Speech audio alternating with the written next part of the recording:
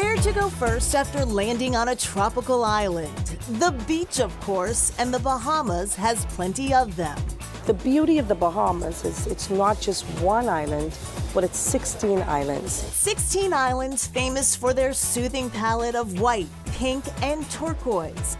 In the Bahamas, Paradise offers options. Exuma and Eleuthera are oases of calm. Cat Island is even quieter, while New Providence Island gives new meaning to fun in the sun. We are here on beautiful Cabbage Beach, one of many public beaches here on New Providence Island, and just a short distance away from downtown Nassau. Nassau is the Bahamas' capital city, home to 244,000 people, more than 60% of the country's population. Just over a 3.5-hour direct flight from Boston, Nassau is the heart of resorts, shopping, and dining. Nassau is a place where we call it a cosmopolitan flair. We do have signature hotels like Atlantis and Bahama. There's nightlife, there's activities, there's a lot to do. Latia Duncombe is Director General of the Bahamas Ministry of Tourism. She takes us to the Arawak Key Fish Fry, where local vendors serve Bahamian cuisine. We love seafood in the Bahamas. Fish is a must at the fish fry, but conch is also something that we enjoy as one of our local dishes. Over fresh conch salad and fritters, we talk tourism, the Bahamas' #1 industry. 7 million visitors came here in 2022, just short of a record 7.2 million in 2019. 85–90% of the visitors that come to our shores are from the United States. Around 25% actually come from the Northeast. Cruise ships bring many of these tourists to downtown Nassau, where they explore open-air marketplaces and colorful plazas. Most of these pink government buildings were built when the Bahamas was a British colony, says Chris Curry, Associate Professor of History at the University of the Bahamas.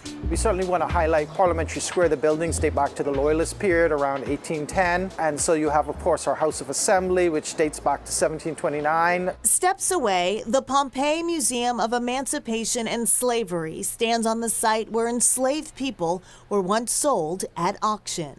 It's a story that has to be told because otherwise we may forget. Now it's a 2-story building that houses our Pompeii Museum, named after the famous rebel insurrectionist led a revolt between 1828 and 1832 in Exuma. 2023 marks the 50th year of the Bahamas' independence from England. We've had stable and peaceful government as an independent sovereign nation since 1973, and we have much to be proud of as a people. When you hear Junkanoo, Bahamians say that's us.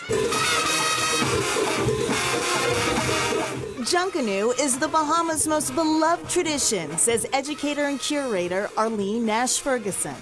It is the national cultural festival of the Bahamas. It was brought from West Africa in the hearts and souls of enslaved Africans. Today, it is a parade and a competition. Junkanoo takes place around Christmas and the New Year. This street festival is known for its elaborate costumes, all handmade from cardboard and paper. Enslaved Africans were not permitted to learn to read and write. The sticking of the paper onto your clothes tells a story all its own. I teach them the full art.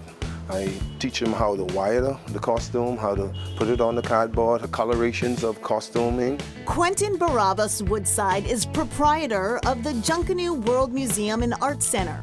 Inside, a prized collection of costumes, no two alike. So all the fringe for all of those hundreds and hundreds of costumes is cut just like this. Just like this. There's no machine. No machine. It's all hand dyed. All hand done. If you're carrying a lead costume, you need at least over 20,000 strips. Artists and volunteers work a year in advance to ensure Junkanoo is a joy to watch and experience. We build it to teach the young ones to keep it alive, to keep our culture alive. Junkanoo is something that keeps the community and keeps people together. And as we mentioned, the Bahamas celebrating 50 years of independence this year. Yes, lots of activities are planned. Of course, a big Junkanoo parade will be happening. The country goes all out. And while we were in the Bahamas, we were interviewing the director of tourism, Latia Duncombe. She mentioned that her sister-in-law worked at a Boston TV station. Turns out it's Channel 5, and it's Stacia Patton Bow, a technical director here at the station. Stacia's Crazy. the best. And Small world. There's always some kind of connection, which we're going to find out more about because there's always a specific Massachusetts connection as well.